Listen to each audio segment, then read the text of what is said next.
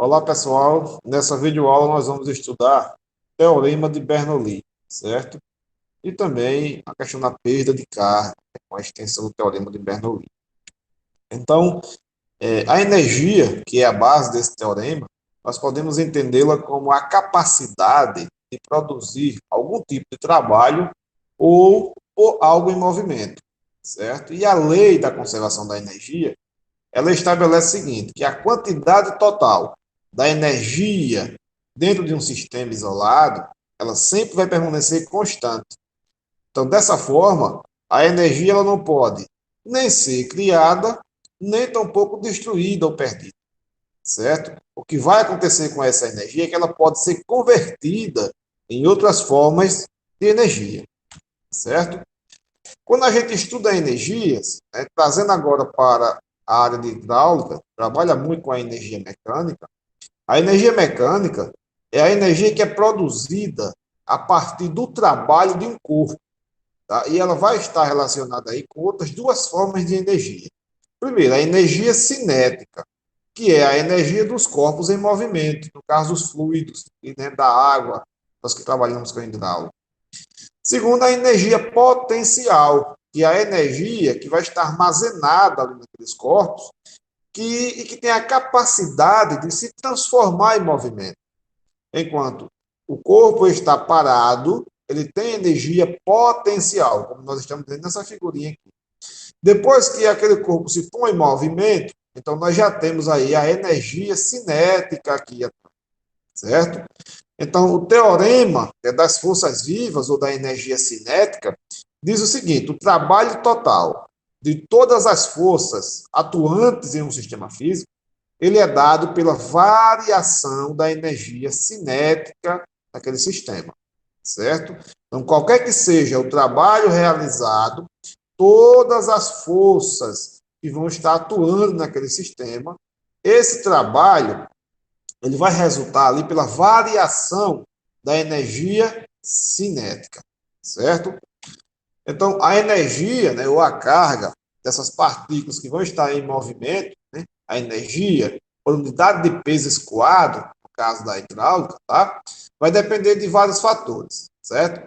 Então, por exemplo, vai depender da própria velocidade, né? Vai depender do efeito da gravidade, vai depender da pressão, certo, sobre aquela partícula, vai depender da altitude dela em relação a um plano de referência. Então, todas essas forças vão estar atuando aí sobre a energia, né, dessas partículas em movimento, certo? De uma forma que cada uma interfere de um jeito aí nessa energia total da partícula, tá? Quando essa massa não está em movimento, a energia dessa partícula, ou dessas partículas, certo? Vai ser dada por. Então, nós temos aqui essa equaçãozinha aqui, tá? Então, nessa primeira parte, nós temos aqui a altitude, né, ou a altura, a elevação dessa partícula em relação ao plano de referência, dado aqui pela letra Z, tá? Nessa parte 2, nós temos aqui o efeito da pressão que está sendo exercida sobre aquelas partículas, certo? Então, nós temos aqui duas forças atuando, né? Dois tipos de energia. Então, nós temos na parte 1, chamada de energia potencial de posição, e na parte 2, nós temos a energia potencial de pressão, né? Sobre aquelas partículas, aquele líquido. Então, de acordo com o tipo de líquido, nós vamos ter aqui o peso específico, né, daquele líquido que está se trabalhando, tá certo? Então, a energia total do sistema sempre vai ser constante, tá? Por quê? Porque o líquido ou as partículas não estão em movimento, certo? Agora, a energia de movimento, a energia cinética, né, ela é dada por essa equação aqui. 1/2 vezes a massa total dessas partículas, tá? Vezes a velocidade ao quadrado, vezes o quadrado da velocidade, tá certo? A massa total, ela pode ser calculada pela massa específica vezes o volume, né? A densidade vezes o volume, tá certo? Então, nós temos aquela relação, não sei se vocês lembram lá daquelas primeiras videoaulas, que o peso específico de uma partícula ou de um líquido, ele é dado pela densidade vezes a gravidade. Se eu quero isolar aqui a densidade, a gravidade vai para o outro lado, aqui, né, fazendo o tempo pelos extremos, ela vai descer, e eu vou ter aqui peso específico sobre a gravidade, sendo igual à densidade isolada, certo?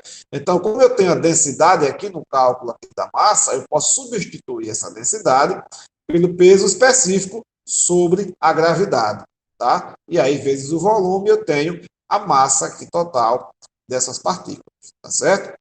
Então, vamos lá. A energia por unidade de peso escoado agora, tá, vai ser dada por a energia cinética, tá, sobre a unidade de peso escoado. A energia cinética continua e aqui eu vou ter a unidade de peso escoado igual ao peso específico vezes o volume, né? Por que eu estou substituindo isso aqui? Se o líquido ele é considerado um líquido incompressível, né, nós não conseguimos fazer com que esse líquido ele reduza ali o seu volume, né, mexendo na densidade dele, então a unidade de peso escoado vai ser o peso específico desse líquido vezes a área da seção transversal de fluxo que ele está ocupando ali, vezes a distância ou o comprimento que esse líquido vai estar ocupando na tubulação, certo? Então, área vezes comprimento, né, vezes distância, eu tenho volume. Então, a unidade de peso escoado vai ser o peso específico daquela partícula, aquele fluido, vezes o volume que ele está ocupando, certo? Então, essa é a energia da partícula, energia cinética em relação ao peso específico vezes o volume. Substituindo aqui, tá? Nós temos aqui em cima a energia cinética. Nós vimos que a energia cinética lá em cima é meio vezes a massa vezes o quadrado da velocidade. Então, substituindo aqui energia cinética, meio vezes a massa vezes o quadrado da velocidade. Continua aqui embaixo, peso específico vezes o volume, tá certo? Nós vimos também que a massa, tá, pode ser substituída lá em cima pelo peso sobre a gravidade vezes o volume. Então, nós vamos substituir a massa aqui por isso.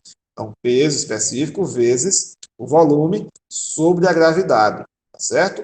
E continua aqui a velocidade ao quadrado e essa outra parte aqui que já tinha de peso específico vezes o volume. Então, nós observamos aqui que nós temos peso específico vezes o volume na parte de cima e peso específico vezes o volume na parte de baixo. Então, eliminando aqui um pelo outro, nós vamos ficar apenas com o quadrado da velocidade, certo? Sobre 2 vezes a gravidade. Então, essa é a energia por unidade de peso escoado, certo? A energia da partícula aqui por unidade de peso escoado. Então, trazendo isso, né, para iniciar aqui o teorema de Bernoulli, nós temos aqui o que chamamos de tubo de corrente, certo? Tubo de corrente. Como nós estamos vendo aqui nessa direita, a água se movendo aqui, né, ao longo dessas linhas de corrente. Então, dentro, né, no interior aqui de um líquido, né, que vai estar em escoamento, existem linhas infinitas, chamadas de linhas de correntes, né, que são definidas aí por essas partículas em movimento, as partículas fluidas, né, a água, no nosso caso. Então, a superfície constituída, né, por essas linhas de corrente, dentro desse tubo, ela é denominada de tubo de corrente ou veia líquida, certo? Então, aqui nessa imagem da esquerda, nós observamos o seguinte, nós temos aqui, tá? Essa parte cinza escura que está ocupando, né, um determinado volume, certo? E nós temos aqui nesse outro lado, essa mesma parte cinza escura ocupando esse mesmo volume. O que a gente observa é que, desse lado, a seção transversal de fluxo é maior.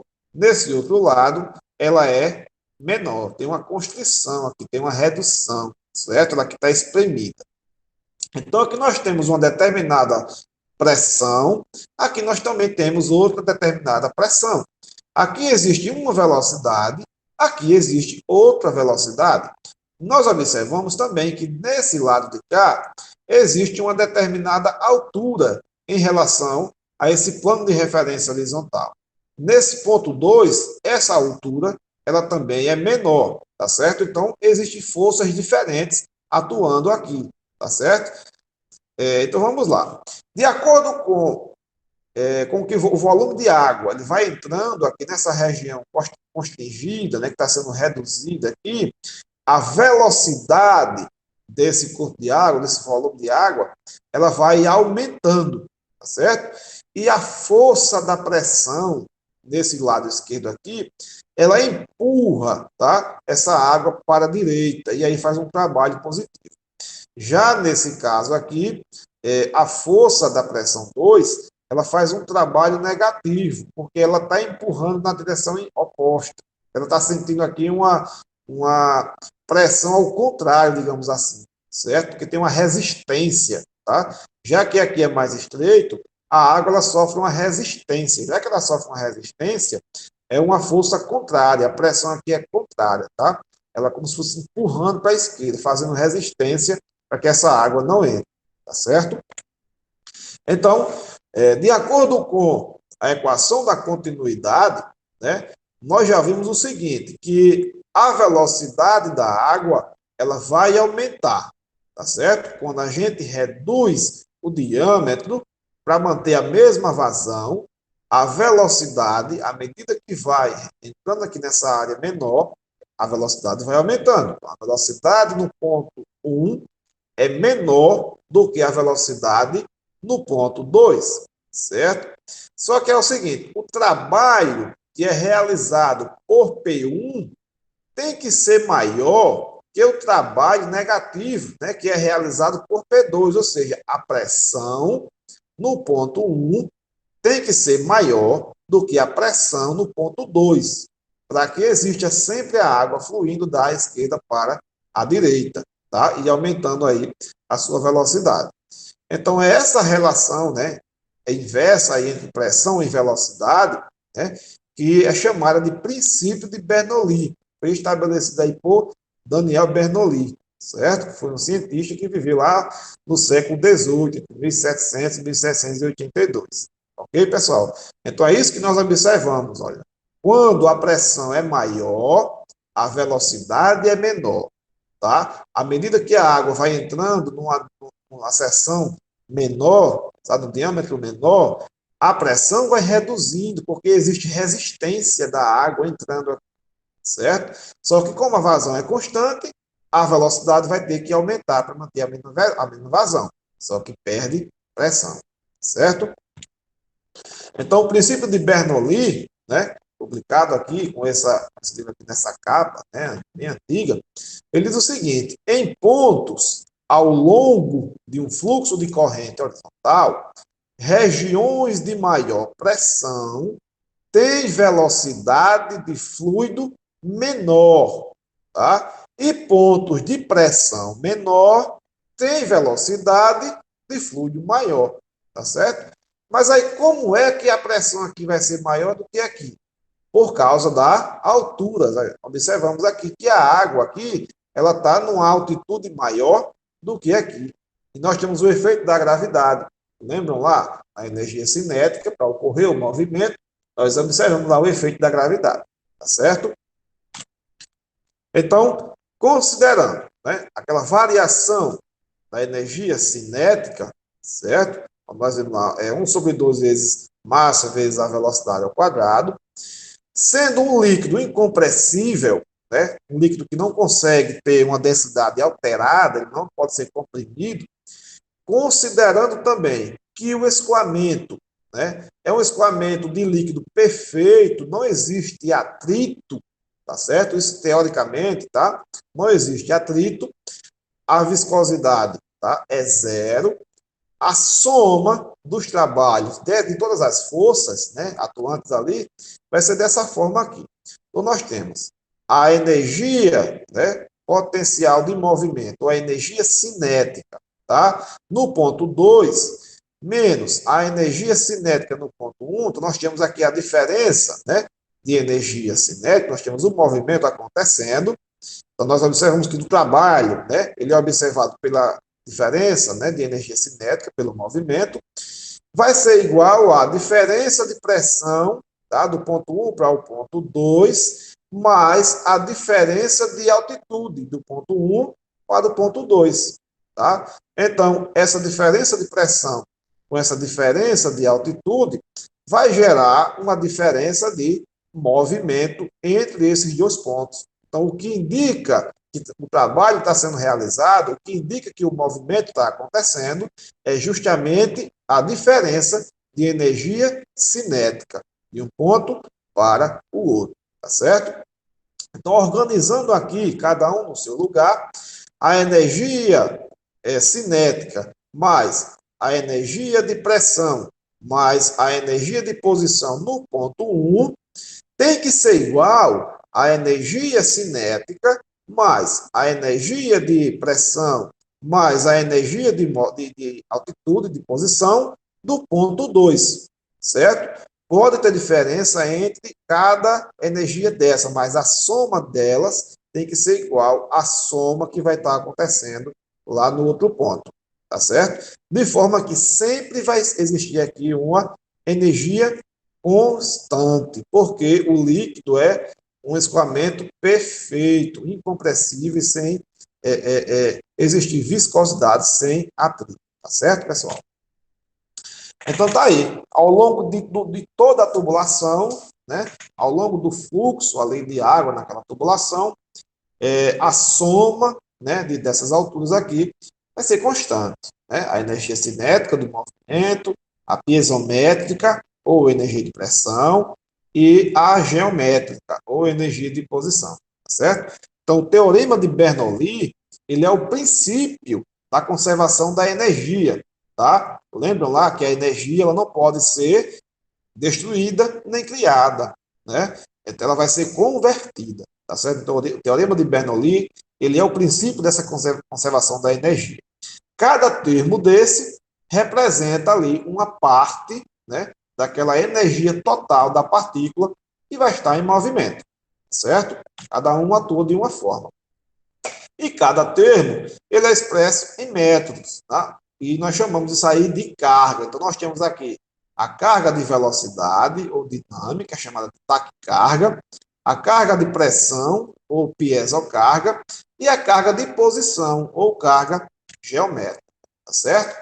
Então, por exemplo, a roda d'água, ela apresenta a energia ela aproveita a energia de posição, né? A carga geométrica, tá certo? Uma vez que a água está aqui acima, né? A água vai caindo e a roda d'água aproveita essa queda d'água aqui, tá certo? E aí ela vai girando aqui devagarinho, né? De acordo com a velocidade que a água vai caindo aqui, tá certo? Nesse outro tipo de roda, que é as rodas Pelton, então a água, né, ela vai incidir aqui sobre essas pás, né, com uma velocidade muito grande, tá? Existe aqui uma energia cinética muito grande. A roda Pelton, ela aproveita essa energia cinética aqui da água sob alta pressão, certo? Essas rodas Peltons, elas são utilizadas, né, como turbina geradora de energia, tá certo? Observamos aqui, olha só, essa imagem da esquerda, a roda está parada, né? E agora aqui sob um jato d'água, sob alta pressão, a roda girando bastante, certo? Para fazer aí a geração de energia. Então, nós observamos aqui que existe aqui todo esse motor aqui, né, para fazer o aproveitamento disso aí e converter nessa turbina na geração de energia. Ok, pessoal? Então, nos slides eu vou deixar esse link aqui para vocês clicarem e aproveitarem lá esse vídeo, né, que está explicando bastante aí sobre roda Pelton, né, que é muito interessante colocar isso numa fazenda, certo? Então, deduzindo a equação de Bernoulli, certo? Vamos partir do seguinte. Então, nós temos aqui, né, a parte da velocidade, né, da energia cinética, certo? Então, nós temos aqui 1 sobre 2 vezes a velocidade ao quadrado vezes a densidade, né, que nós substituímos aqui, tá certo? Mais a pressão, mais a energia de posição, no caso aqui o Z, vezes a densidade, né, do líquido, vezes a gravidade, tá certo?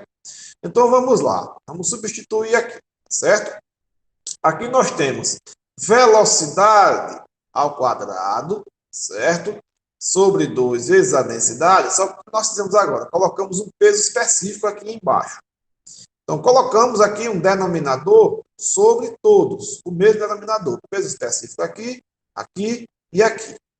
Como aqui nós temos o mesmo numerador e denominador, os dois se anulam, tá certo? Então, nessa parte aqui de baixo só vai sobrar aqui o Z.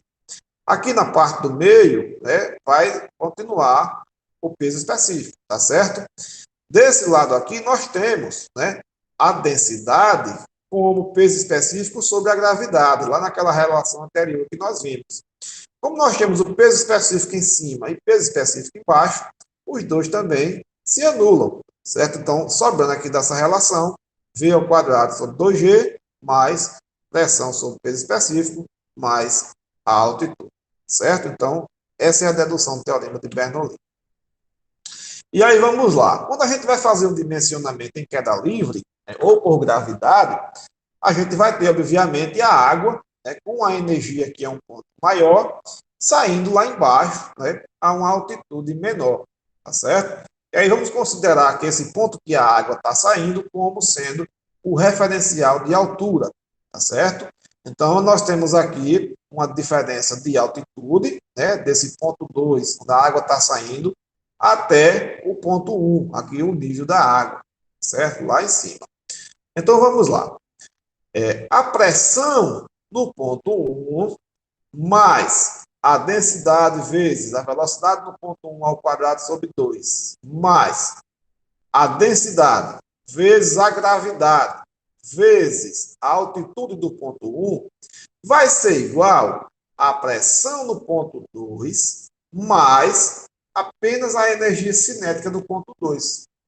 E cadê a altitude? Não existe altitude no ponto 2 porque nós estamos considerando ele como referencial. Então, o Z2 vai ser nulo, tá certo?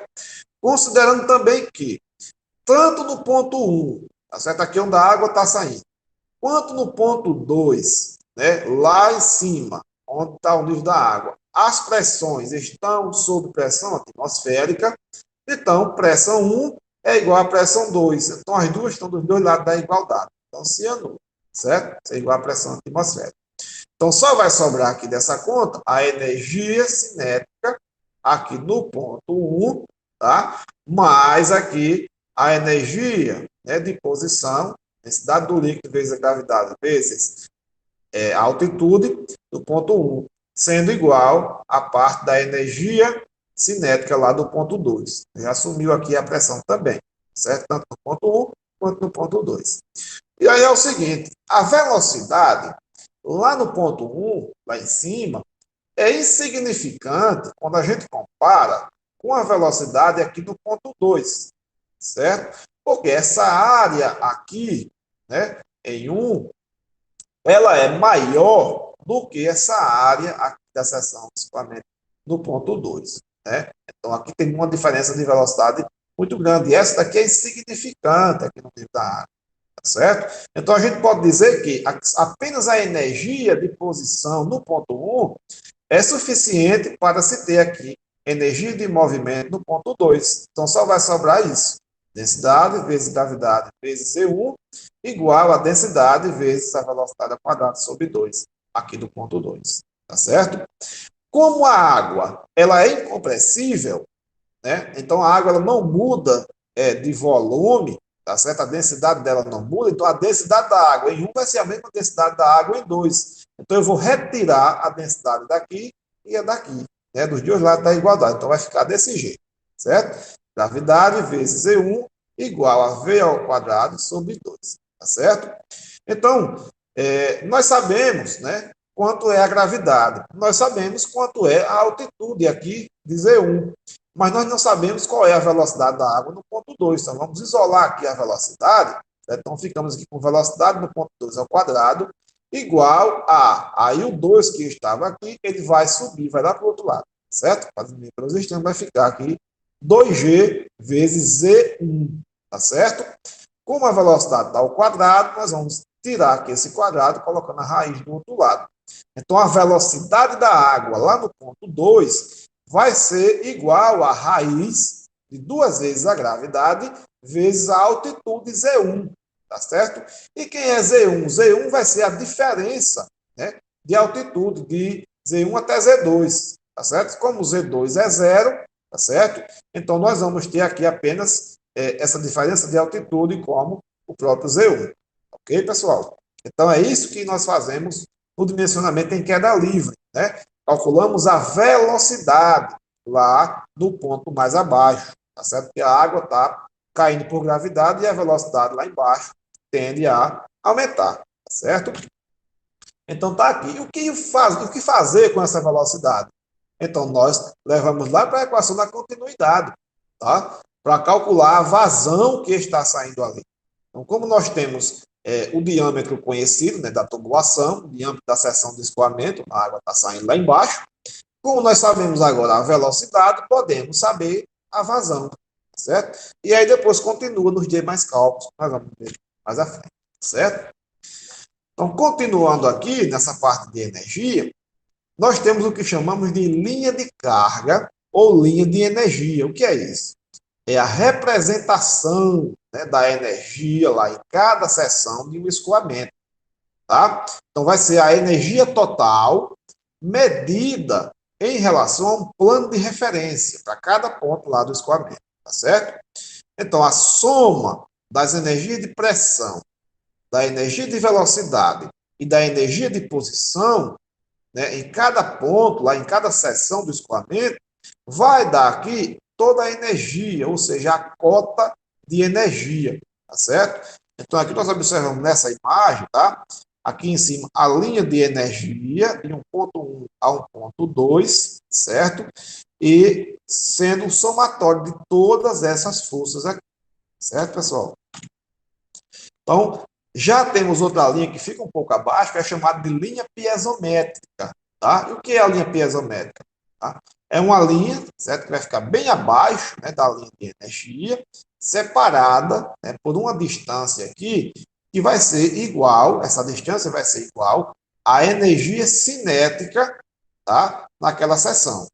Então, da linha piezométrica até a linha de energia, no ponto 1, eu tenho a energia cinética desse ponto. No ponto 2, da linha de energia até a linha piezométrica, eu também tenho a energia de movimento aqui do ponto 2, tá certo?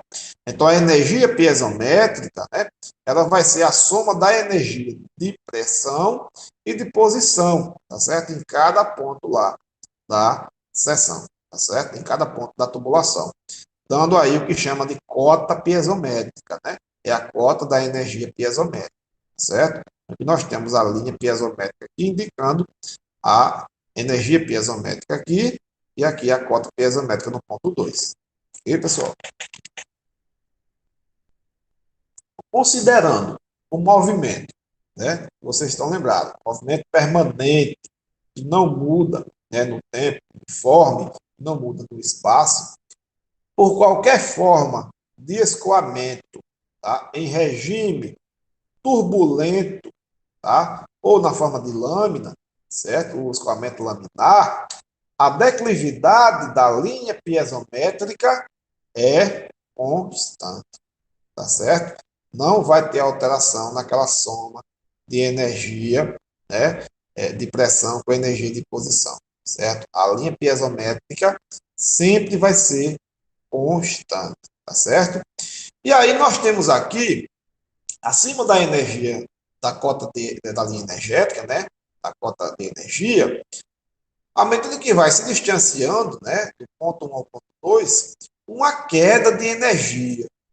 E essa queda de energia, o que será, né, esse ΔH, essa diferença de energia aqui, certo? Então, esse ΔH, né, é o HF, que vai ser aí a extensão do teorema de Bernoulli, tá certo? Então, na extensão do teorema de Bernoulli, vamos ver o seguinte.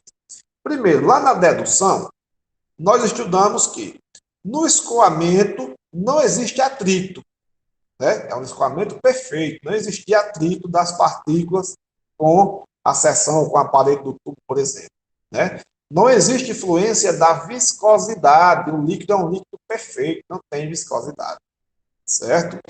Depois, o movimento é permanente, tá? Não existe variação do tempo, né? Velocidade é de vazão, aliás, é de vazão. O movimento é permanente. Segundo, o escoamento se dá em tubo de corrente. Né? Nós vimos lá que as linhas, né, seguem lá aquelas linhas imaginárias, linha de corrente, certo? Depois que o líquido é incompressível, né? A densidade do líquido não muda ao longo da tubulação. Só que, na realidade, nós observamos o seguinte, olha, devido à viscosidade, então já existe viscosidade, tá? O líquido já tem aquela viscosidade, a própria água tem a sua viscosidade, né? Então, existem líquidos mais ou menos viscosos, certo? Isso interfere lá no escoamento, né? E devido também à força de atrito, então já observamos que existe atrito, né? Na realidade, a água, ela faz um atrito, tá? Entre as partículas com a parede da tubulação. Então, devido a essa viscosidade e à força de atrito, vai ocorrer ali uma perda de energia ao longo do fluxo. Então, olha só, né?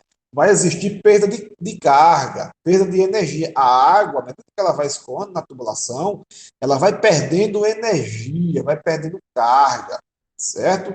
E de acordo com a conservação, né? De acordo com o princípio da conservação, né? E Bernoulli é o princípio da conservação, a energia ela não vai ser perdida, ela vai se transformar em calor, ela vai se dissipar sob a forma de calor, tá certo? Então, essa energia que a água vai perdendo, ela vai sendo transformada em calor, tá certo? Então, por isso que eu não gosto de dizer que é perda de energia, né? É uma conversão de energia, certo? Mas, matematicamente, como a gente está trabalhando, né, que a água está perdendo energia para o meio, então nós chamamos de perda de energia, perda de carga, certo? E aí se introduz aí esse termo corretivo, HF, né, lá do inglês, height friction, certo? Alta fricção, né? Que é a perda de carga, certo? Então nós vemos que a soma daquelas energias no ponto 1 vai ser igual à soma daquelas energias no ponto 2 mais a perda de carga que aconteceu aí desse trecho para o outro. Tá certo, pessoal? Então, o enunciado, dessa forma, ele fica assim. Para o escoamento contínuo e permanente, a carga total de energia em qualquer ponto de uma linha de corrente é igual à carga total em qualquer ponto a jusante, ou seja, depois, né, da mesma linha de corrente, só que mais a perda de carga entre os dois pontos, certo? Então, aqui nós observamos o seguinte, olha só. Nós temos um reservatório aqui em cima e outro reservatório aqui embaixo, tá? Então, nós temos aqui uma determinada energia de posição, tá certo? Esse aqui tem mais energia de posição do que esse, porque esse está bem mais alto, tá certo? Só que nós temos aqui, à medida que esse cano vai descendo, umas saídas de água aqui, olha só, certo? E lá na frente um registro. Esse registro ele está fechado, ele está bloqueando a passagem da água, tá certo?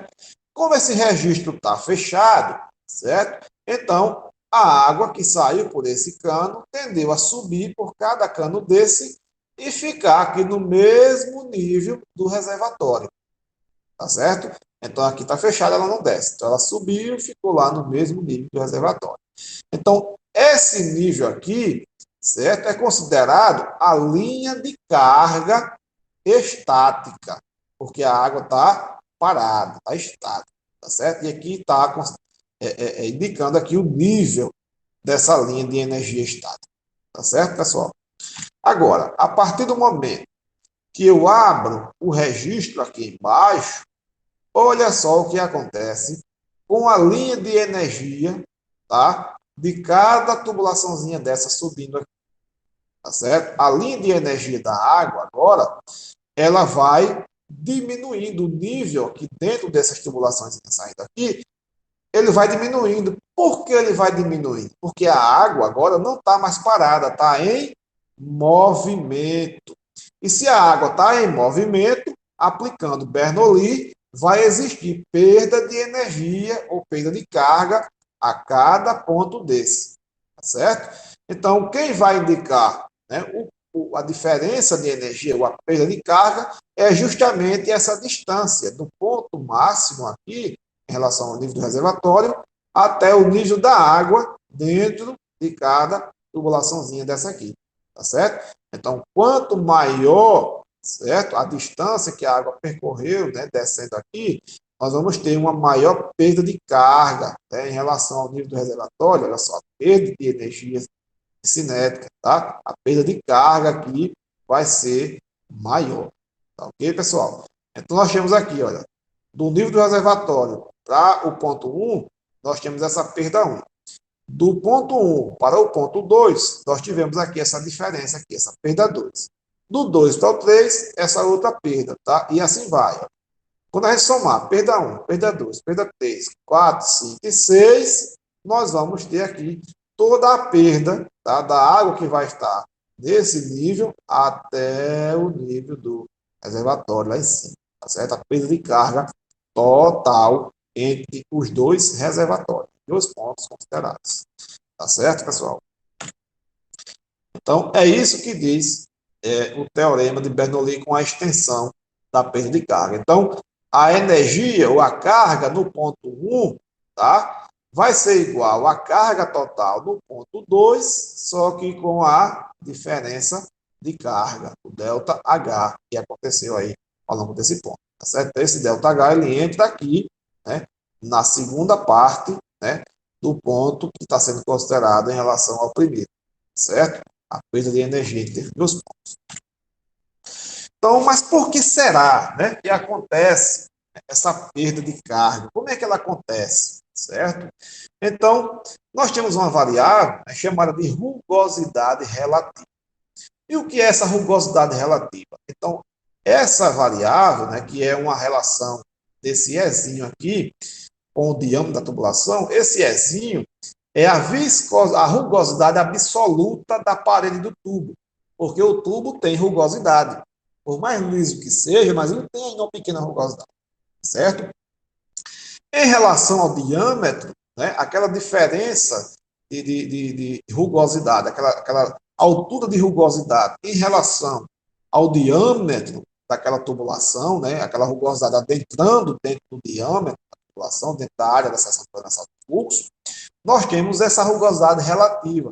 Então, ele reflete o quanto a parede da tubulação, ou a rugosidade dessa parede da tubulação, influencia no escoamento turbulento, né, lá dentro do diâmetro, tá certo? Lá dentro da área da seção transversal de fluxo.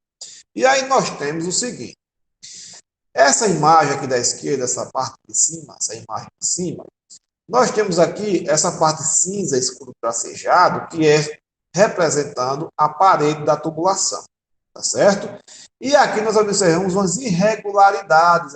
Essas irregularidades são as rugosidades, né, da tubulação. E aqui nós temos, olha, uma pequena diferença de altura aqui, né, uma cotazinha marcada aqui, que é justamente essa altura da rugosidade, tá certo?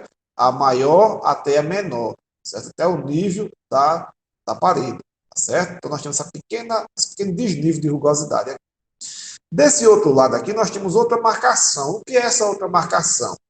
A água, quando ela passa junto à parede da tubulação, ela forma um filme viscoso, tá? Então, a água ela tem uma viscosidade e ela forma esse filme mais viscoso quando se encosta aqui na parede da tubulação, tá certo? De forma que nós temos aqui uma determinada altura também desse nível viscoso aqui, tá certo? Então, quando a gente observa essa altura da viscosidade em relação à altura da rugosidade da tubulação, nós vamos estudar isso aí e classificar, tá certo? Nessa parte de baixo, nós já também temos uma maior altura da rugosidade, olha só, as irregularidades são bem maiores, e o filme viscoso está bem pequenininho, tá certo? E aí é o seguinte, quando as irregularidades das paredes da tubulação estão imersas no filme viscoso, como nessa imagem de cima, nós dizemos que o regime é um regime turbulento liso, porque as irregularidades, a rugosidade, é bem insignificante em relação ao filme viscoso que se forma, tá certo? Então, o regime é um regime turbulento liso. Agora, quando essas irregularidades de aparelho da tubulação ultrapassam o filme viscoso, que está bem pequenininho, aí a gente diz que o regime é turbulento rugoso, tá certo? Por que é rugoso? Porque essas irregularidades estão muito grandes e elas perturbam o escoamento da água dentro da tubulação, tá certo? Numa situação intermediária, nós dizemos que o regime é turbulento misto, tá certo? Em função disso, nós temos a perda de carga. Então, é por isso, por causa dessas irregularidades, que acontecem aí aquelas perdas de carga, né? As diferenças de energia de um ponto para o outro, representado pela extensão do teorema de Bernoulli. Então, como calcular a perda de carga? Né? Então, dentro de uma tubulação, ao longo daquela tubulação, a perda de carga que acontece ali é chamada de perda de carga contínua, certo? Porque ela sempre vai ter aquele valor à medida que vai escoando ali a água dentro da tubulação. Então é contínua, certo? Então o modelo geral de equação para se calcular a perda de carga é esse modelo aqui. O HF, né, que é a perda de carga, medida em metros de coluna d'água, né, uma unidade de pressão, MCA, certo? Sendo calculada por beta, que é o coeficiente padrão das diversas fórmulas aí que o pessoal utiliza, certo? Vezes o comprimento da tubulação em metros, dividido pelo diâmetro em metros, elevado a esse outro expoente aqui do diâmetro, que é adimensional, não tem unidade, vezes a vazão em metros cúbicos por segundo, elevado a esse expoente m, que também é adimensional. Tá certo? Então, esses coeficientes beta, n e m dependem aí da equação empírica que vai ser utilizada. Tá certo? Então, por exemplo, nós temos a equação de Hazel-Williams, que é muito conhecida para se calcular a perda de carga. O valor de m, por exemplo, é 1,852, enquanto o valor de n é 4,87. E o valor de beta? O valor de beta vai ser igual a 10,646 dividido por esse outro expoente C, ou aliás, esse outro, aliás, essa outra variável C, elevado a esse expoente N, que vai ser o mesmo expoente aqui, tá certo? 1,852, tá certo, pessoal? Então, trazendo ao modelo geral, né, e substituindo aqui, né, esses elementos aqui, tá? Nós temos o beta, sendo representado aqui por 10,646, dividido por C elevado a 1,852, certo? Vezes o L, né? Dividido pelo diâmetro elevado ao expoente aqui de Hazel-Williams, que é 4,87, vezes a vazão elevado ao mesmo expoente M de 1,852. Como nós temos a vazão e o coeficiente C, tá? Com o mesmo expoente, então nós vamos juntar os dois aqui e a equação fica dessa forma, certo? Então, 10,646 vezes L sobre D elevado a 487 vezes Q sobre C, vazão sobre C, elevado os dois juntos ao mesmo expoente, 1,852. Então, essa equação, ela é recomendada para diâmetros entre 50 a 300 milímetros, tá certo? E a velocidade de até 3 metros por segundo, ok?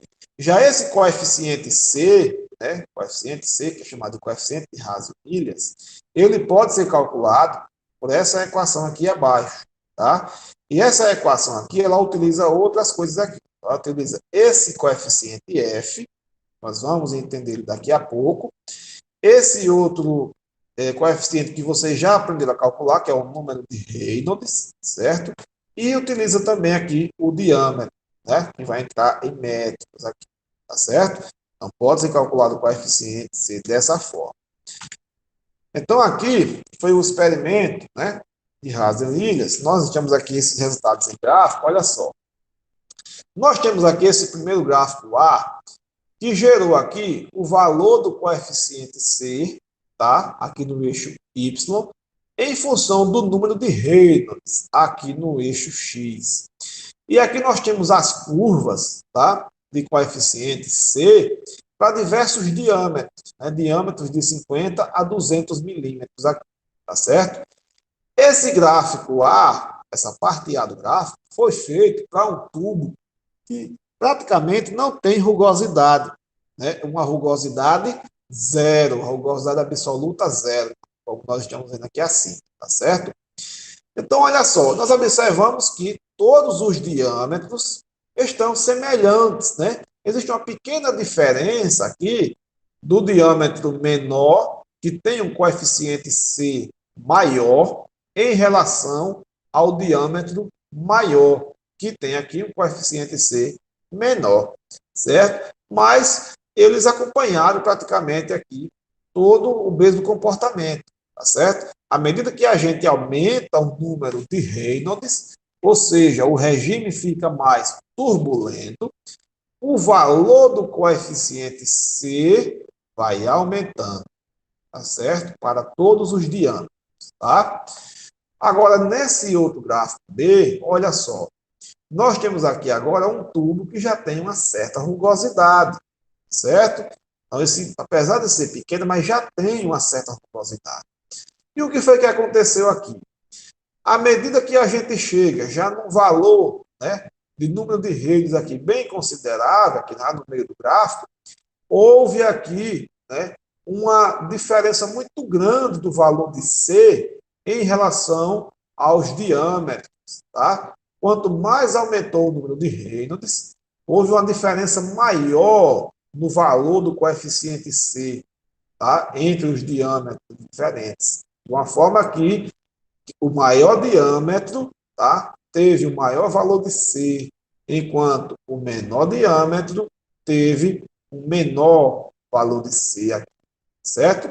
Nos primeiros números de Reynolds aqui, ó, foram bastante semelhantes, mas depois começou a ter diferença nos valores do coeficiente em função do diâmetro, tá certo?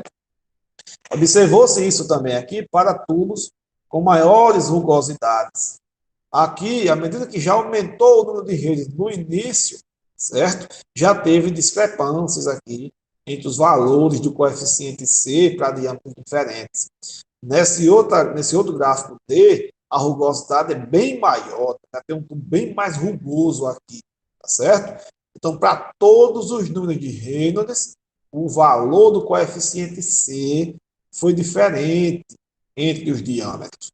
Por isso que é muito importante se calcular o valor desse coeficiente, certo? Porque lá no cálculo que nós vimos, o diâmetro ele é considerado aqui, tá certo? Além do próprio número de Reynolds, tá certo, pessoal? Então tem essa variação. O valor de C não pode ser um valor adotado, né, para substituir todos os diâmetros, ok? Principalmente quando o tubo já é um tubo rugoso, né? Então tem que ter esse cuidado, certo? Existem algumas tabelas com valores de C? Existem, tá certo? Então aqui nós temos, por exemplo, um valor de C que varia entre diâmetros diferentes, olha, 25, 75, até 300 milímetros, e aqui para diversas condições de tubos, tá? Então, ferro fundido novo cimentado, então, valor de 129, uma tubulação de 75 milímetros, mas quando a gente vai aumentando o diâmetro, o valor do C já aumenta, tá certo? Olha só, o valor para um PVC novo, lá embaixo. Uma tubulação de 25 milímetros, o valor do coeficiente C é de 134. Quando a gente aumenta o diâmetro, o valor do coeficiente C a 300 milímetros já é de 147. Então, comparando aqui, tá? O valor do coeficiente de PVC, por exemplo, para o ferro fundido tem um valor de coeficiente bem menor. A gente pegar aqui de 75 milímetros de diâmetro, o ferro fundido teve 129, já o PVC teve 142. O que isso quer dizer? Isso quer dizer que quanto mais rugoso é o tubo, menor vai ser o valor do coeficiente C, tá certo? Por que isso acontece? Se a gente voltar aqui na equação de Razes-Milhas, tá? Onde é que o coeficiente C ele está? Né? ele está aqui no denominador, né, de todos os cálculos que são realizados, o valor do coeficiente C, ele está no denominador. Se ele está, preste atenção nessa relação que é importante, pessoal. Né? Escutem novamente, né? Assistam novamente essa parte para entender, tá certo? Se o valor de C ele é menor, tá certo? O que é que vai acontecer com a perda de carga? Ela vai ser maior, tá certo? Porque o valor do C está embaixo, é inversamente proporcional. Se o valor do C ele é maior, tá? O que está em cima vai dividir por ele. Então, se ele é maior, nós temos mais coisa para dividir, né, do que está em cima. Então, o valor da perda de carga fica menor. Por isso que os tubos de ferro fundido, né, que os tubos rugosos, por exemplo, têm valores de C menor, para que a perda de carga no cálculo aqui fique maior. Tá certo? Que é o que acontece na prática. Tubo mais rugoso, obviamente, vai ter mais perda de carga e o valor do C deles é menor. Tá certo? Então, aqui abaixo nós temos também outros valores, tá, de C para diversos tipos de tubo.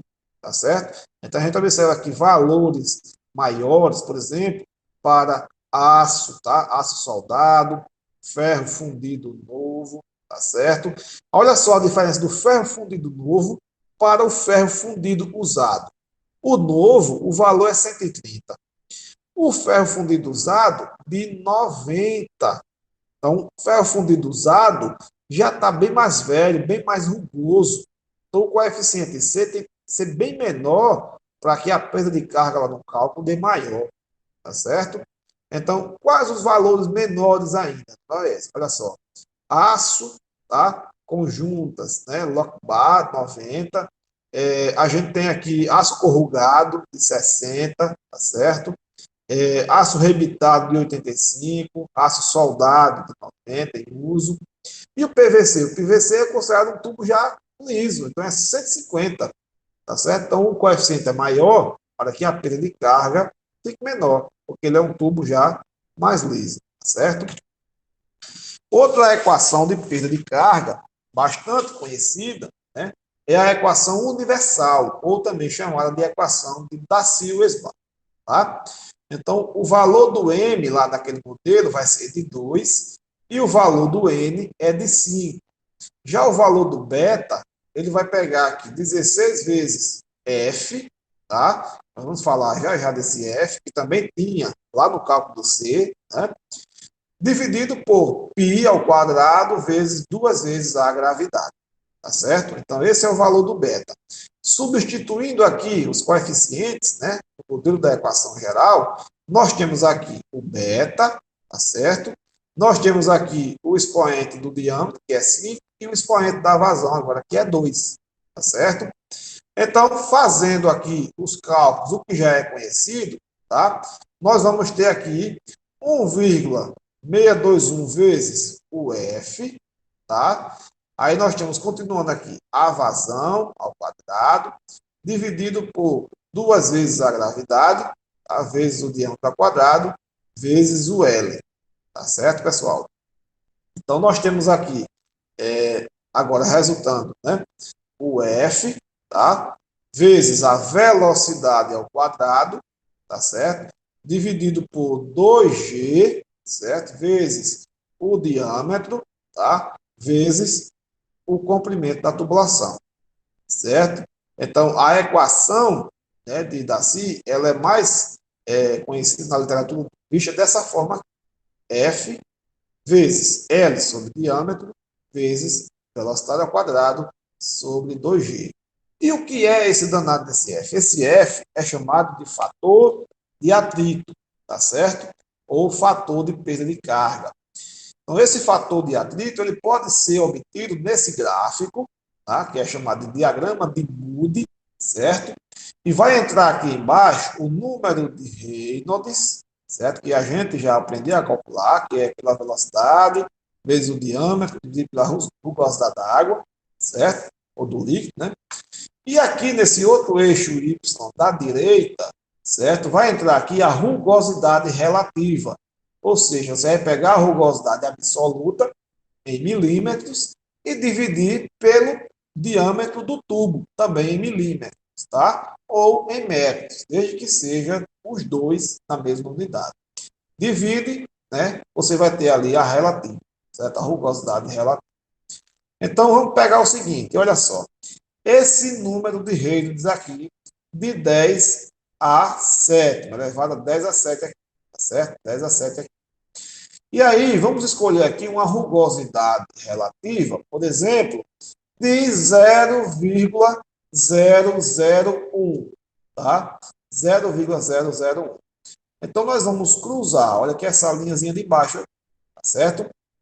Nós vamos cruzar aqui, vamos puxar, acompanhar a linhazinha, até chegar aqui no limite do 10 a 7, tá? Quando chegar aqui, o que é que vai acontecer? Nós vamos puxar para a esquerda, tá? Vamos puxar para a esquerda e agora não acompanha a linha, tá? Puxa direto para a esquerda até chegar aqui. Então, o valor do F aqui seria já um valor bem próximo de 0,02, tá? Aqui a gente teria, olha, o 15, o 16, o 17, o 18, o 19 e o 20, tá certo? 0,020. Então, seria bem próximo aqui. Talvez já aí o 0,0199, tá certo? Se a gente pegar aqui para para o mesmo valor de número de reis, tá? De 10 a 7. Mas se a gente pegar outro valor, por exemplo, de 0,0002 de velocidade relativa, a linhazinha é essa de baixo, vamos acompanhar a linha, ela vai subir um pouco. Quando chegar aqui a 10 a 7, bateu certinho aqui, aí a gente vai puxar para a esquerda, tá? Puxando para a esquerda, nós vamos chegar aqui no valor de 0,014. É esse, e o 14 é aí embaixo. Tá? Então, esse seria o valor do fator de atrito. Tá certo?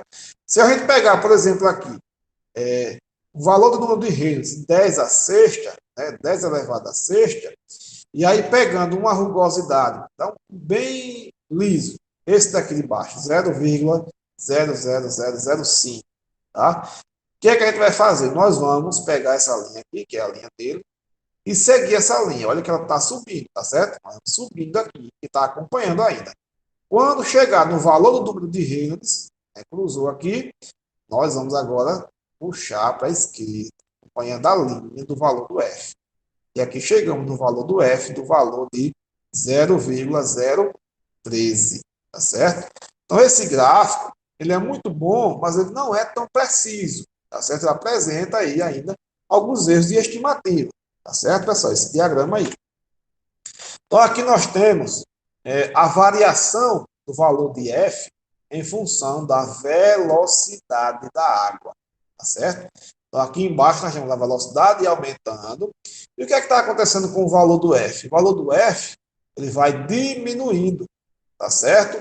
Então, à medida que a água vai passando ali, né, com uma maior velocidade, o valor do fator de atrito, ele tende a aumentar, tá certo? O valor do fator de atrito, ele diminui. O valor do fator de atrito, ele diminui se a água estiver passando a uma maior velocidade. Agora, o que é que a gente observa? Que para diâmetros diferentes, o valor do fator de atrito também é diferente, tá certo? Quando a gente tem aqui, por exemplo, essa velocidade de 1,5, certo? No diâmetro de 50 milímetros, nós temos aqui um fator de atrito de quase 0,02. Se a gente pega agora um diâmetro bem maior, aqui embaixo, de 800 ou de 1.000 milímetros, tá?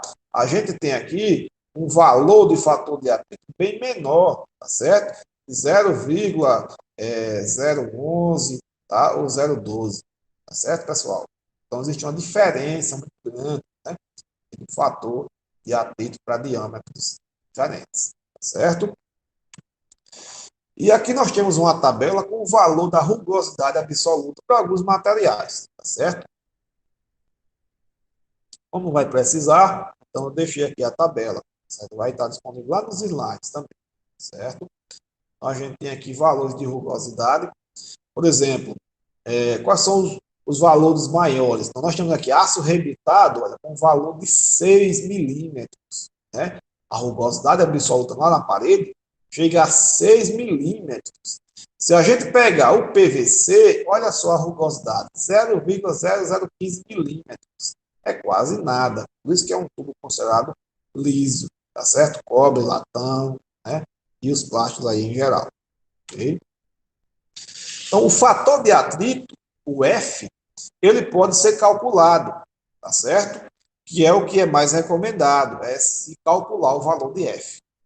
Quando o escoamento é laminar, tá? Então, nós temos aqui essas duas equações, certo? Para se calcular o valor de F.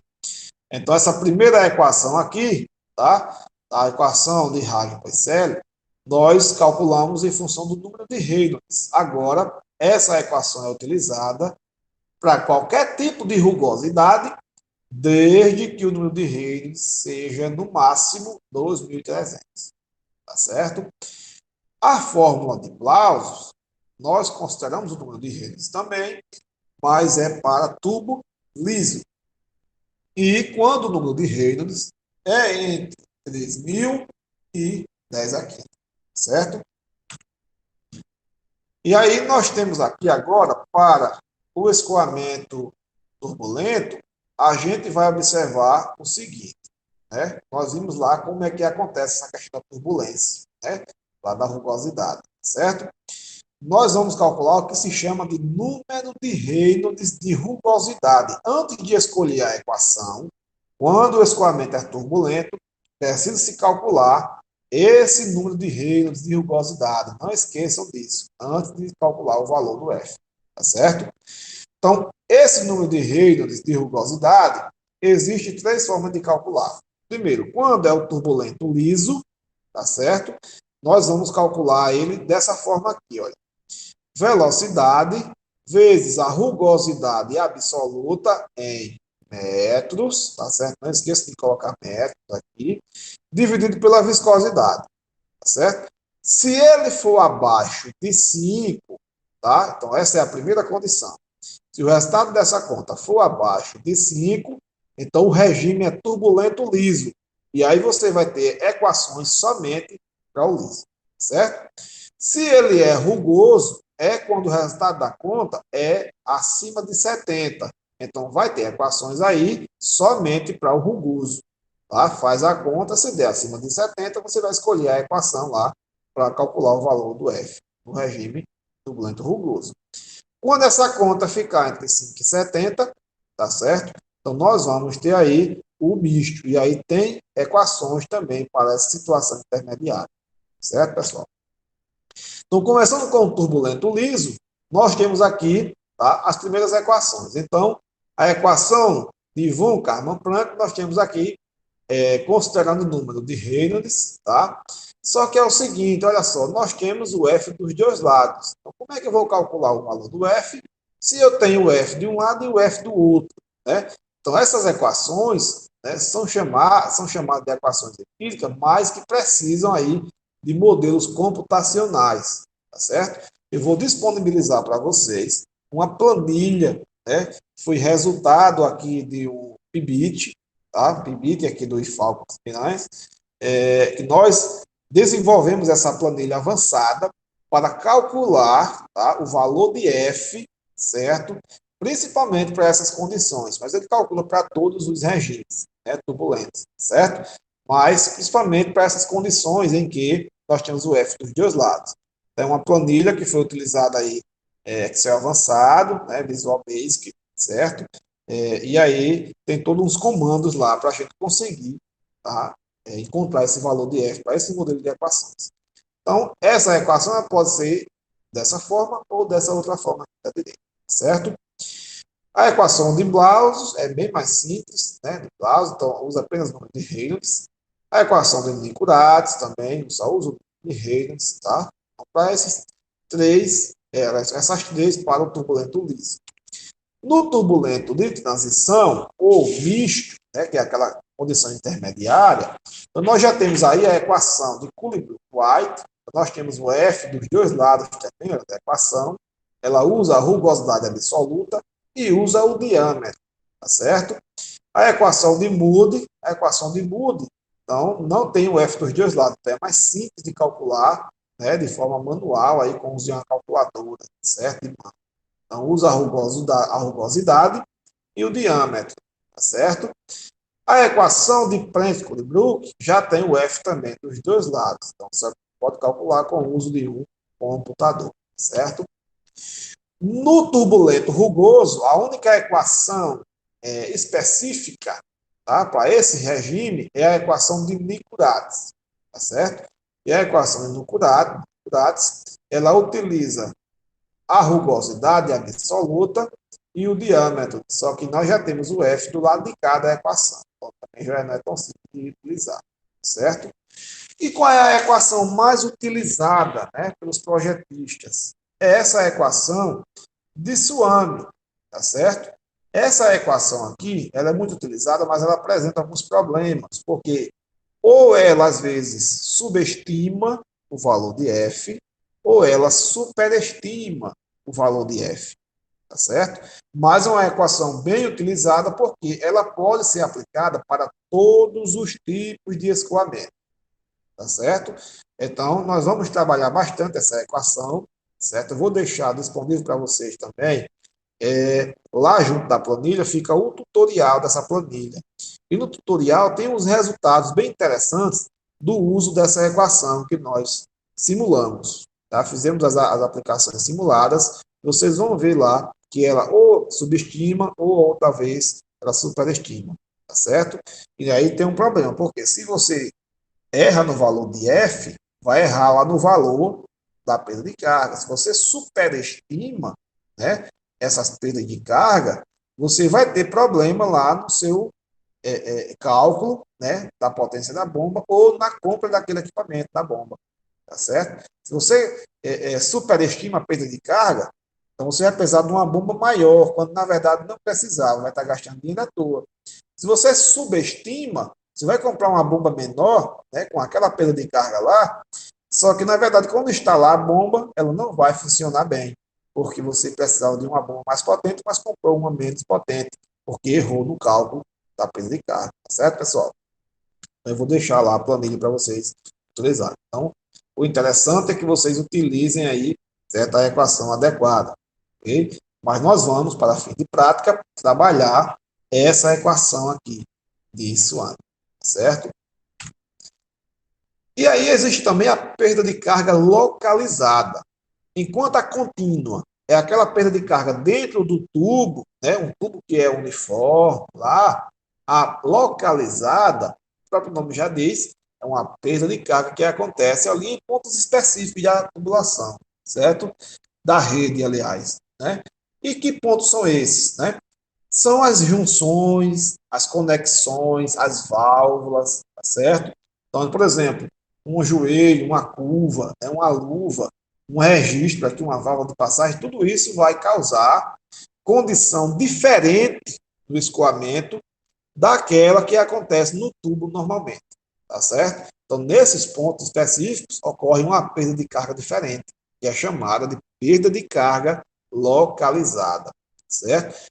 Como calcular a perda de carga localizada? Esse HF localizado aqui, HF local, né, vai ser o valor de K, que é um coeficiente daquela conexão, tá? Um coeficiente de perda de carga, não tem unidade, vezes a energia de movimento, V ao quadrado sobre 2G, tá certo? Então, nós temos diversas conexões aí, né, que vocês vão utilizar aí, certo? Para montar redes hidráulicas, né? Então, diversos modelos de conexões aí, né? Uns soldáveis, outros roscáveis, certo? As válvulas, né? Diversas válvulas aí, certo? Outros tipos de acessórios para irrigação, tá certo? Então, tudo isso gera perda de carga diferente, certo? O valor do K, ele é um valor que pode ser tabelado. Então, nós observamos aqui diversas peças aqui, certo? E valores de K né, aqui diferentes. Okay? Então, nós temos, por exemplo, um valor bem pequeno aqui de K, de 0,2, para um registro aberto. Agora, quando a gente tem o outro registro fechado, olha só o valor do carro, é para 10, muito grande. Porque a perda de carga ali está, obviamente, muito grande. Né? Aqui nós temos outros valores também, para outras peças aqui, certo? Outros acessórios, ó, tá? E essa perda localizada, ela pode ser calculada, né, por uma forma que nós chamamos de método dos comprimentos equivalentes, tá certo? Esse comprimento equivalente, ele vai ser aí uma função do coeficiente de atrito, tá certo? Então, nós tínhamos lá, por exemplo, a equação, né, de perda de carga de Darcy, né, equação universal, certo? Então, nós temos aqui a perda de carga, né, localizada, calculada dessa forma que nós vimos, e nós temos aqui o outro lado da equação, certo? Para calcular realmente a perda de carga, tá certo? Então, nós temos aqui esses dois termos que são iguais, né, que dá energia de movimento. Então, como são iguais, nós retiramos da equação, certo? Eliminamos um pelo outro. E o que é que sobra? Sobra aqui F, tá? Vezes o L sobre o diâmetro. Então, podemos dizer que a perda de carga, tá? O valor do K, aliás, o coeficiente, pode ser obtido em função do valor do F, do comprimento e do diâmetro, certo? Então, quando a gente isola esse comprimento L aqui, nós vamos chamar ele de comprimento equivalente, nós vamos fazer um meio pelos extremos, o diâmetro vai subir e o valor do F vai descer, certo? Então, vai ficar dessa forma a equação. O valor do comprimento equivalente sendo igual ao K dividido pelo F vezes o diâmetro, tá certo? Então, esse comprimento equivalente, né, ele vai ser adicionado ao comprimento real da tubulação. Certo? Esse comprimento equivalente aqui, ele representa lá cada peça daquela, certo? Ou a perda de carga, né, que iria acontecer naquela peça, certo? Então, pode-se calcular o comprimento equivalente e eu posso também já obter os tabelados, tá certo? Mas o que é realmente o comprimento equivalente? O comprimento equivalente é o seguinte: nós temos aqui a tubulação, tá certo? Aqui dentro, a perda de carga é a perda de carga contínua, dentro da tubulação. Agora, aqui a gente tem um acessório, né? Qualquer peça que seja, nós vamos ter aqui uma perda de carga localizada. E aí o que é que a gente diz? Olha, a perda de carga, certo? Que vai acontecer aqui dentro dessa peça, né? Dessa conexão aqui, ela equivale, certo? A uma determinada distância ou a um determinado tamanho, certo? Desse tubo onde essa peça está localizada, tá certo? Então aqui nós temos a perda de carga contínua, um determinado valor, certo? Em função dos metros de tubulação. Nessa localizada aqui nós temos também um determinado valor que foi calculado. Agora, quando você diz, olha, o comprimento equivalente aqui dessa tubulação vai ser a perda de carga, tá certo? Que equivaleria à perda de carga de tantos metros, tá, de comprimento da tubulação, tá? E aí a gente chama de comprimento equivalente, é a mesma perda de carga. Ou seja, quantos metros de tubulação seriam necessários para equivaler à mesma perda de carga que ocorre nessa peça localizada, tá certo? Então, nós já temos a perda de carga contínua, que foi calculada na tubulação. Nós já temos a perda de carga, que foi calculada na peça. Então, quantos metros com perda de carga contínua equivaleriam à mesma perda de carga que nós temos na peça localizada? Então, aí nós temos o que chama de comprimento equivalente. Tá certo, pessoal? Então, a perda de carga total na tubulação, ela vai ter que ser a junção dos dois comprimentos. tá certo? Das duas partes, da contínua e da localizada. Então, aqui nós temos, nesse lado esquerdo da equação, tá? A parte do comprimento real da tubulação. Desse outro lado da equação da Darcy, nós temos a parte dos comprimentos equivalentes, tá certo? Como os dois são iguais, né? Os termos, né, são comuns, exceto os comprimentos, nós apenas somamos os comprimentos utilizando os termos em comum, tá certo? E aí, o comprimento real mais o comprimento equivalente, né, que seriam as perdas de cargas localizadas, agora transformadas em comprimentos, tá, de tubulação, nós temos a soma dos dois como a soma total, o comprimento total. Tá? Esse LT aqui grande é o comprimento total, certo, da tubulação, real mais equivalente. E aí nós calculamos a perda de carga, certo, pessoal? Que serve para representar tanto a perda de carga contínua quanto a localizada, tá certo? Então aqui nós temos, né, alguns comprimentos equivalentes aqui, né, em métodos, tá? Para diversas peças aqui, de acordo com o diâmetro, tá? Então, por exemplo, um joelho de 90 graus, se ele for de 25 milímetros, a perda de carga que vai ter nesse joelho é de 1,2 metros, tá certo? Agora, se eu tenho um joelho de 160 milímetros de diâmetro, a perda de carga, tá, vai equivaler aqui a 5,4 metros. Ou seja, a perda de carga vai ser a mesma perda de carga que ocorre em 5,4 metros, tá? Não que ela vai ser 5,4 MCA, não, tá? Ela vai ser a mesma perda de carga que equivaleria a uma distância de 5,4 metros de tubulação com perda de carga contínua, tá certo? Por isso que não se deve confundir o HF que está tendo ali com a distância para se ter aquele HF. O comprimento equivalente é a distância que vai ter o determinado HF da contínua, tá certo? Ele não já é a perda de carga contínua, é a distância que vai ter a mesma perda de carga da contínua, certo? O comprimento equivalente ele pode ser também calculado como número de diâmetros, tá? Então, nós temos aqui a própria equação, tá, para calcular aqui, o comprimento equivalente para diversas peças aqui, olha, função do diâmetro, e nós temos aqui ele em relação ao diâmetro, tá? Então, por exemplo, nesse cotovelo de 90 graus de raio longo, o comprimento equivalente, tá? Ele vale aqui 22 vezes o valor do diâmetro, certo? Já aqui no cotovelo de 45, reduziu bastante, né, para 15, porque é mais aberto, tá certo? Então já tem aqui uma menor perda de carga, né, que vale apenas a 15,4 vezes o meu diâmetro. Okay? Tem diversas outras peças aqui. Okay?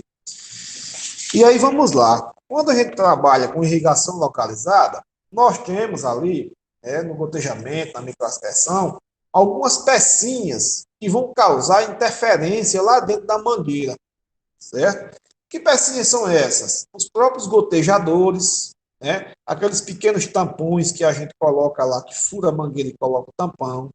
Aquele conector que a gente fura a mangueira para colocar o microtubo do microaspersor, tá certo? Então, essas pecinhas, elas também causam perda de carga, seja os conectores, seja os gotejadores botão, né, aqueles que a gente fura e coloca ele em cima da mangueira, encaixado, certo? Então, ali dentro da mangueira, vai ter aqui uma parte daquela peça causando perda de energia, perda de carga, certo? Então, em função do tamanho da peça, nós temos também aqui o comprimento equivalente. Então, aqui nós temos, olha, o tipo da peça, se é grande, normal ou pequena, e aqui o tamanho dessa peça aqui, né? Então, aqui nós temos a parte A, certo? Que é a altura, e a parte B, tá? Que é a largura da peça, em milímetros, tá? Então, uma peça grande é quando você tem 5 por 7,6. Uma peça pequena é quando você tem 5 por 3,8, tá certo? Então, aqui no gráfico, nós temos uma linha para peças grandes, outra linha para peça normal e outra linha para peça pequena. Isso aqui vai ser em função do número de diâmetro, aliás, em função do diâmetro da mangueira, tá? Em milímetros. Então, por exemplo, uma mangueira aqui de 10,4 milímetros, tá? Se você tem uma conexão que é considerada uma conexão pequena, tá? Então, eu vou subir aqui, olha, até na linha da pequena. Qual vai ser o comprimento equivalente, tá, dessa peça? Então, eu puxo para a esquerda, então eu vou ter aqui 15 alguma coisa, tá certo? De comprimento equivalente. 15 o quê? 15 centímetros, tá? Essa escala aqui é em centímetros, tá certo? Então, nas conexões, né, lá do emissor, né, na linha lateral, então, ocorre essa perda de carga, tá? Nós já vimos aí que vai depender dessas características da conexão e do diâmetro também ali daquela canalização, daquela mangueira, certo? Então, a gente pode calcular também, certo, o valor desse comprimento equivalente, tá? E aqui está chamado de comprimento teórico, tá certo? Aqui não é comprimento total, é comprimento teórico, é um T pequeno, certo? Esse comprimento teórico ali daquela peça vai ser calculado pelo comprimento da tubulação vezes, tá, o espaçamento entre os emissores mais o comprimento equivalente da conexão, esse FE, dividido pelo espaçamento entre os emissores. O valor de FE vai depender do tamanho da conexão, certo? Se é uma conexão grande, você vai pegar o FE e calcular dessa forma aqui, ó, colocando aqui o diâmetro em milímetros, tá vendo? O FE ele já sai em metro, não precisa nem converter mais. Jogando aqui em milímetros, o diâmetro, tá? Já sai FE. Então, conexão grande, média e pequena, tá certo?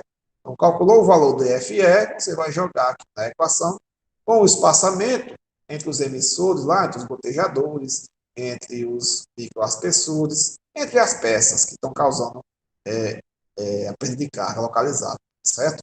Você calcula aqui, vezes o comprimento teórico, ou às vezes o comprimento da mangueira, tá certo? Então, a gente vai ter aqui o comprimento teórico de peças ali em toda a extensão daquela mangueira, tá certo? Apenas o comprimento teórico ou equivalente, que seria apenas das localizadas, tá certo?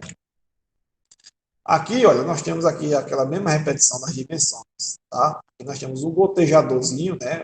Botão, e aqui representando aqui aquela parte da peça dele que fica dentro da mangueira, certo? Existem outros emissores que são os embutidos, né? Esses embutidos podem se adotar, por exemplo, um valor de 0,23, tá? Existem também as conexões, né, que ficam ali entre duas linhas, certo? Então, essas conexões nós também podemos adotar esse valor de 0,23 metros, tá certo? Ou seja, 23 centímetros, 0,23 metros no FE, tá? Para colocar lá na equação o FE lá, esse valor aqui, certo? Em um cálculo rápido, pode-se adotar um valor de 0,35 metros, tá certo? Lá para cada componente, para cada pecinha que está causando perda de carga localizada na linha.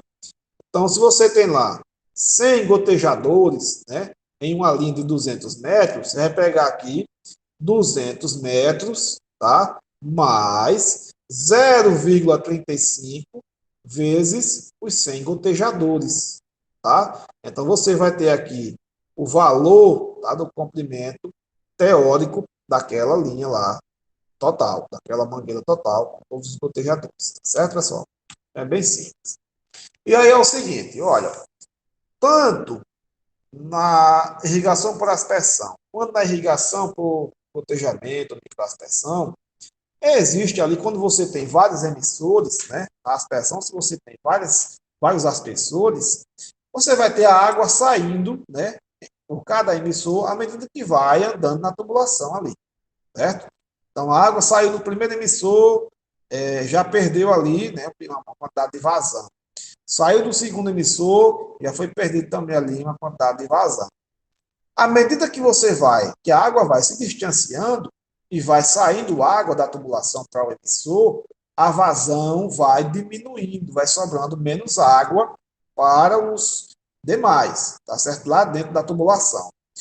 E aí o que é que acontece? A vazão diminuindo, obviamente o volume de água vai ser menor, a perda de carga que vai estar sendo causada ali também na população lá para frente vai ser bem menor, tá certo? Em função disso, se adota aí o que se chama de fator de redução de perda de carga, em função aí do número de saídas, tá certo? Então a gente tem aqui o número de saídas, ó, 1, 2, 3, 4, tá? Aqui 10 a 11, 12 a 15, até 31 a 100. E aqui tem o fator de redução, tá certo? Se você só tem uma saída, o fator é 1. Se você já tem duas saídas, então você já tem aqui um fator de redução de 0,64. Então a perda de carga agora só vai ser de 64%. Não vai ser mais a perda de carga total, certo? Porque agora você já tem duas saídas para dividir ali aquela vazão. E a perda de carga diminui bastante do primeiro ponto para o segundo. Tá certo, pessoal? Então você pode utilizar o valor tabelado, mas é recomendado se calcular, principalmente quando você tem várias saídas e se trabalha com intervalos, tá? Então se calcula o valor do F em função desse EV, que é o expoente da vazão, lá da equação de perda de carga que você vai utilizar. Então, se você vai utilizar a equação de Hazen-Williams para calcular a perda de carga e depois fazer o fator de redução, utilize o expoente da vazão de Hazen-Williams, tá certo? Que é 1,852. Se vai utilizar Daci, certo? Então, utilize lá o valor de Daci, tá certo? E o N é o número de saídas, tá? Então, você calcula aqui, tem o fator de redução de perda de carga. Então, por exemplo, pegando Daci, então aqui nós temos o HF, né, calculado pela equação Daci, onde nós vamos somar o comprimento da tubulação mesmo, né, normal, real, mais os comprimentos equivalentes, né, lá das peças, lá do perda de carga localizada. E aqui, depois que a gente calcular a perda de carga normal, a total, aliás, vamos multiplicar pelo fator de redução, certo? De acordo com o número de saídas, você vai ter aqui uma menor quantidade de perda de carga. Então, só utiliza o fator de redução quando se tem saída de água, certo? Ao longo daquela tubulação. Se não tem saída de água, então não usa o fator, ok? Em pequenos diâmetros, as mangueiras, né, de gotejamento, as mangueiras de aspersão, por exemplo, né, ou diâmetros bem menores, você pode calcular a perda de carga por essa equação aqui, tá certo? Então, aqui nós temos a vazão, o diâmetro, certo? E o diâmetro aqui, ele entra em milímetros, tá? Nesse modelo de equação, o diâmetro, ele vai entrar em milímetros. E a vazão vai entrar em litros por segundo. Não entra em metros cúbicos por segundo, entra em litros por segundo aqui, tá certo? Então, essa parte aqui calcula a perda de carga, tá? E aqui nós vamos entrar com a parte da localizada, dos comprimentos equivalentes, certo? Lá das pecinhas. Então, aqui o espaçamento entre emissores, né? O comprimento equivalente daquela peça, dividido pelo espaçamento, vezes o comprimento total lá da linha, certo? Depois que calcula toda a perda de carga, né, lá daquela linha, tanto a contínua como a localizada, a gente utiliza o fator de redução, de acordo com o número de saídas de água. Se não tiver, então descarta essas peças, tá certo? Então, aqui nós temos essa perda de carga total aqui do sistema, já com o fator de redução calculado por essa equação. Tá ok, pessoal? E para onde é que se vai, né, esse monte de cálculo de perda de carga? Se vai para o que nós chamamos de altura manométrica, tá, do sistema. Então, a altura manométrica é toda a barreira de energia que a água tem que vencer quando ela sai da bomba até chegar no seu destino final, tá certo? Ou quando ela sai de um determinado lugar e vai para outro, e ali tem desnível, ali tem perda de carga contínua e localizada, tá certo?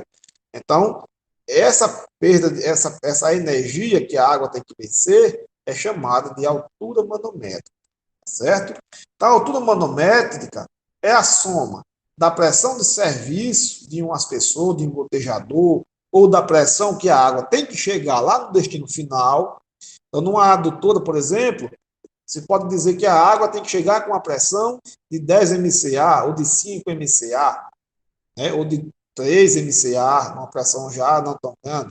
Mas aí, se vai se chegar com aquele valor de pressão, precisa colocar esse valor aqui. Essa pressão é a pressão que a água tem que chegar lá no destino final, certo? Mas o desnível, certo? Lá depois do bombeamento, desnível do recalque, certo? Mais o desnível na sucção da bomba, tá certo? Mais, aqui nós chamamos isso aqui da perda de carga lá no aspersor, tá certo? A perda de carga contínua lá no aspersor, quando se tem aspersão, né? Tem aquela altura. Se não, você vai ter apenas aqui a perda de carga lá do recalque mesmo, tá certo? Se for uma adutora normal, se for um gotejamento, tá certo? Agora, quando se tem aspersor, além da perda de carga contínua, certo? Da tubulação, a gente junta com a altura lá da haste do aspersor, certo? E aqui a perda de carga lá da linha de sucção, tá certo?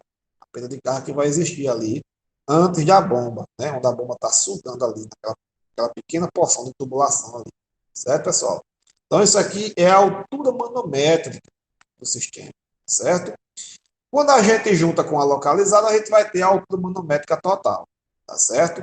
Então, essa altura manométrica total vezes a vazão em metros cúbicos por segundo, vezes o peso específico da água, dividido por 75 vezes o rendimento da bomba, então nós vamos ter aí a potência da motobomba que precisa para bombear, certo? Aquela água dentro daquelas condições que foi dimensionado, certo? Então, nessa potência aqui, nós utilizamos um valor médio de 50%. Existem bombas com eficiências maiores e menores. Para efeito de dimensionamento, a gente utiliza aqui um valor médio de 50%. Certo? Lembra de botar um parênteses aqui embaixo, tá? Na hora de fazer o cálculo. E aí você vai ter a potência da motobomba aqui, saindo em cavalo-vapor, CV, certo? Então é isso, pessoal, sobre perda de carga. Espero que vocês tenham entendido, certo? Ficou uma aula um pouco longa, mas assistam aos poucos, tá? E a gente se vê aí nas próximas aulas. Até mais.